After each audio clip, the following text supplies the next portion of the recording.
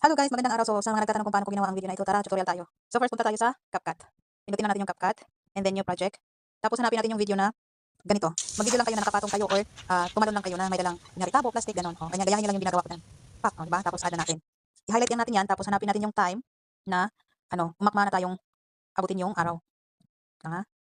O, dyan. Split lang natin yan. And then, yung sa dulo, huwag natin i-edit yan kasi i-edit pa natin yan. So, ngayon, punta tayo sa pinakaunang clip, dyan sa unahan. Tapos, punta tayo, i-drag. Pindutin lang natin yung screen ng ating cellphone. Ayan, para mawala yung highlights. Tapos, pindutin natin tong overlay. Add overlay. And then, maglagay tayo ng araw. Ito yun. Nag-download lang pala ako sa Google. So, ayan. O, diba? So, ayan na siya. Tapos, ngayon, i-long press lang natin tong sidebar. Hugutin natin papunta doon sa kung saan tayo nag-split. At pagkatapos niyan, habang naka-highlights, punta tayo dito sa splice. Ayan. Tapos, punta tayo dito sa filter. Ayan. Tapos, check lang natin. So, pagkatapos natin maano sa filter yan, ipisto natin siya doon sa kung saan malapit sa ating abo or kahit anong dala natin dyan. Yan.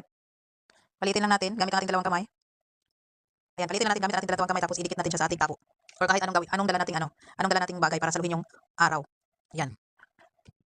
Ayan siya. Tapos, i-highlight lang natin yan ulit. Tapos, balik tayo dito sa splice kasi sobrang liwanag yung ating araw. I-adjust lang natin yung, liwanag niya. Lagay natin sa 70. Ayan. Tapos, i-check lang natin. Oh, hindi na siya masyadong Kayo na mag-adjust guys kung gaano liwanag ang gusto nyo. Adjustan pa natin para hindi na siya masyadong kita. Ayan. So, ayan na siya. Pagkatapos niyan, dito naman tayo sa pangalawang clip. I-highlight lang natin yan and then hanapin natin yung adjust. Yan, pindutin natin yung adjust and then dito tayo sa brightness. I-adjust natin yung brightness para dumilim. So pupunta tayo dito sa negative. So ako sinagad ko yung 50. And then i-check lang natin yan. 'Di ba madilim na siya. So ngayon, pindutin lang natin tong black dito sa screen ng cellphone natin. Ayan, tapos add overlay tayo. Add overlay and then punta tayo dito sa library. I-search lang natin ang night sky.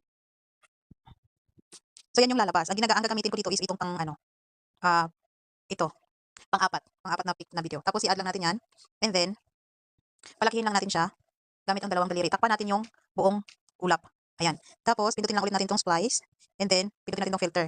Tapos, i-adjust lang natin into 70.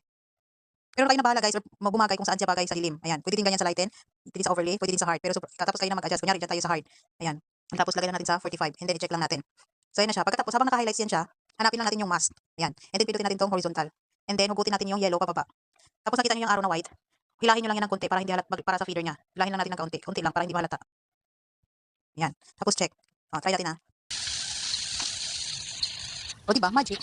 So, ayan guys. I-export nyo na lang yan siya. Tapos, pinutin nyo lang yung export. Tapos, ay na bahala maglagay ng mga, maglagay ng mga effect nyo dyan. So, thank you for watching guys. Follow for more. Bye!